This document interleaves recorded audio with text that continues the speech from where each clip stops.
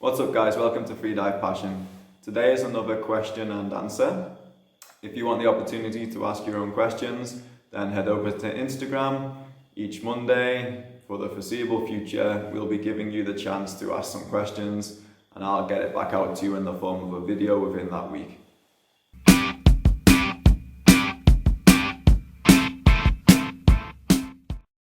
How do you feel about hyperventilating before diving pool or depth?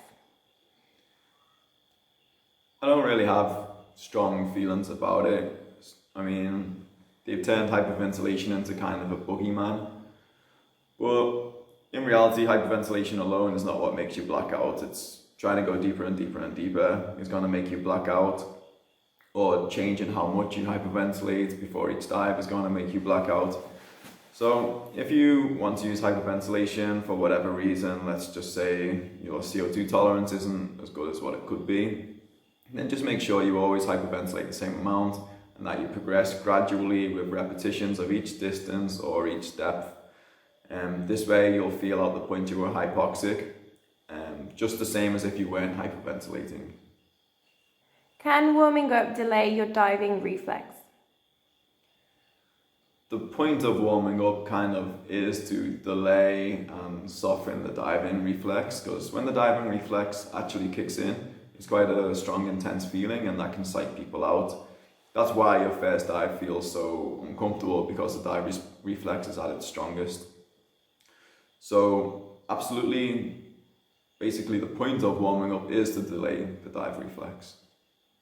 Dynamic and static. When one improves, will the other automatically improve too? And can I train them in the same way with regards to programming? I think I'll answer the programming question first. Yes, you can program them in the same way. It would make sense in the beginning to do less challenging breath holds, but a lot of repetitions, and then slowly start to build up your tolerance from there, and then build that up into more challenging breath holds, or dynamics, whichever you're doing at the time. As for improving one automatically improving the other, I would say no. Each one of the disciplines within freediving is kind of like separate, and if you want to get good at each one of the individual disciplines, then you need to train that discipline. Contractions freak me out and I lose air from my nose. How can I help that? So if contractions are freaking you out, then you need to train in a way to get more comfortable with them. So maybe doing breath holds where you just get 1 or 2 for a while, and then doing breath holds where you get like 3 or 4 for a while, and build up your comfort in that way.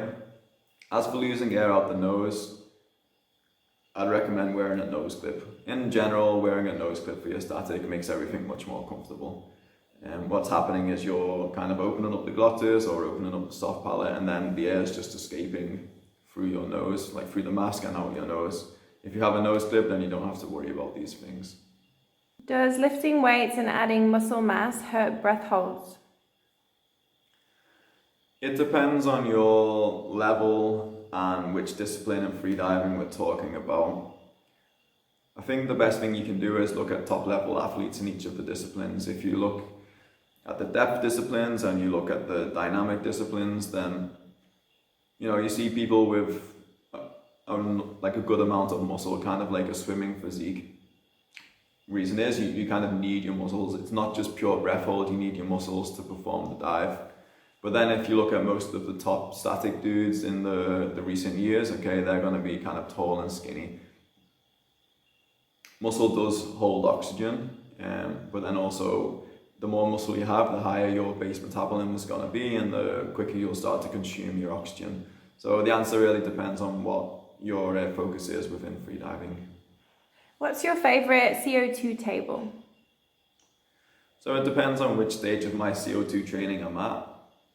In the beginning, I like to do a lot of no contraction holds, or holds with only like 1 or 2 contractions in them.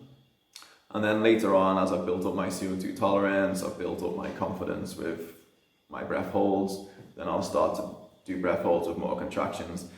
A common thing with my CO2 training is generally I like to start each breath hold with a neutral amount of CO2, so I don't like the style where you reduce the amount of time you have between your breath holds.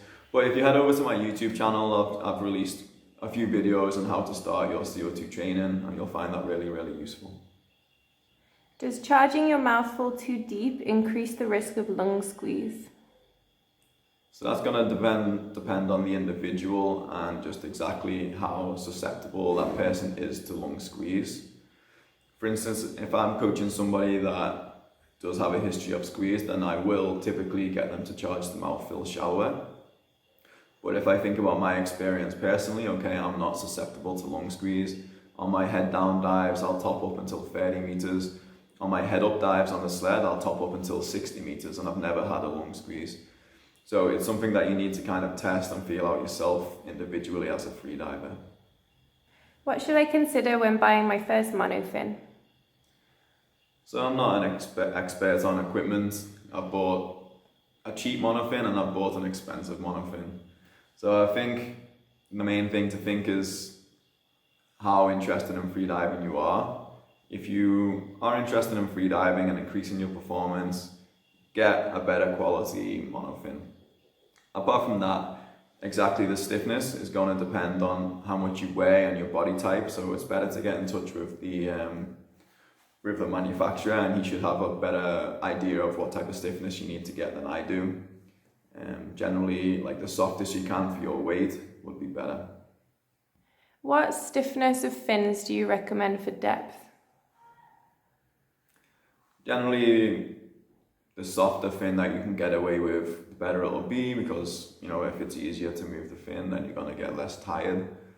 If you go too soft and you're too heavy, then the fin's probably not really going to work for you, or you'll have to kick like really, really fast to get any power out of it. I'd say also the type of kicking that you prefer is going to matter. Like if you like a wider kick, go a bit softer.